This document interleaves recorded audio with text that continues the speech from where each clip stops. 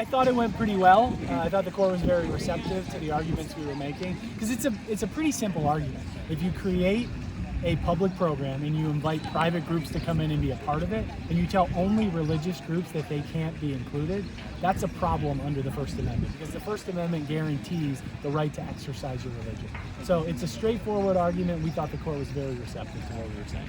How do you navigate the Attorney General's opposition to it? I mean, I think he's kind of said that he's upholding the law both at the federal level and at the state level, whereas some other people that are in favor of St. Isidore might not be as prone to that. How do you navigate kind of his opposition? Well, he's simply wrong. The law is on our side. The First Amendment says when you create a program and invite everyone in, but tell only religious groups that they can't come, that violates the Constitution. And so we're right, which is why the state board approved St. Isidore's application. It considered St. Isidore's application on the strength of its proposal, and it refused to just exclude them because they were a religious group. And this was a very strong proposal, because the two Catholic organizations that founded St. Isidore run their own private schools, and they have achieved 100% graduation rate in their schools and a 98% college placement rate. And so what the board wanted to do is to provide more options like that, high quality education for the people of Oklahoma.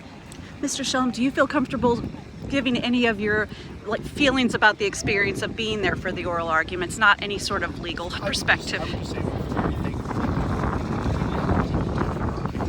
We're excited for the outcome that's going to be. We're thankful for ADF representing us and doing a wonderful job.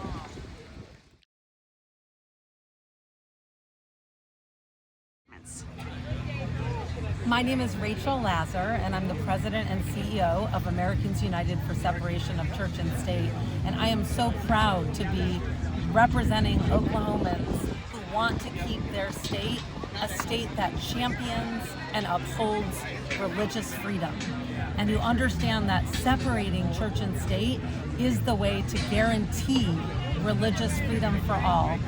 I was struck by the gravitas of the moment and the history making in that courtroom. Today's case was about whether we are going to permit religious public schools throughout this country, and that would mark a sea change for our democracy. It would mean that public schools would no longer be inclusive, and that they are the cornerstones of our democracy, but not anymore if public schools become religious schools. So we're very concerned, and we hope that this Supreme Court will not change the DNA and the fabric of this country and make America unrecognizable today. That's our hope. And I'm so honored to be here with our wonderful plaintiff, Reverend Lori Walke from Oklahoma, and I turn it over to you. Coming today, my first experience being inside the Supreme Court of the United States, just the seriousness of what goes on here, and that people in Oklahoma, our voices are being heard at the highest levels, and our concern of keeping separation of church and state is indeed being heard at the highest levels.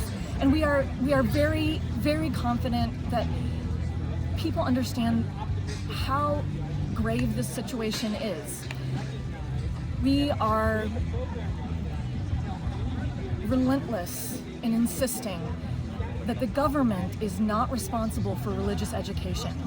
Churches, houses of worship, families are responsible for that, not the government. We cannot use public funds for religious indoctrination, and that's why we're here today, and we are very hopeful that the Supreme Court will continue that history that has been so long established here in the United States.